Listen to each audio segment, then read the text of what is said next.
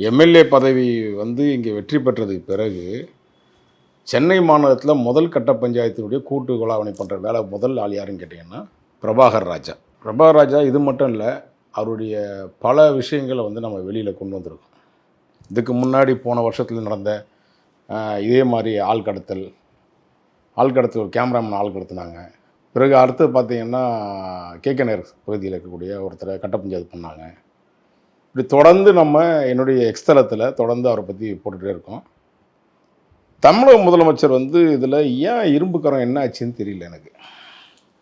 ஏன்னா அவர் தானே சொன்னார், எங்கள் இதில் வந்து யார் இரும்பு கரம் கொண்டு இரும்பு கரத்துக்கு எதோ சர்வீஸ் கொடுத்துட்டாரான்னு தெரியல.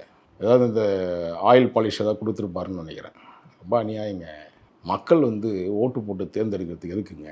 இதையெல்லாம் தாண்டி இன்னும் சில விஷயங்கள் நான் பேச முடியாமல் இருக்கேன். நான் அடுத்தது ஏன்னா நான் பல விஷயங்களில் அவங்க பர்சனல் மேட்டருக்கு போகக்கூடாதுன்னு நினைப்பேன். சொந்த மனைவிக்கே வந்து அவர் பல்வேறு விதமான அச்சுறுத்தலை ஏற்படுத்தினவர்.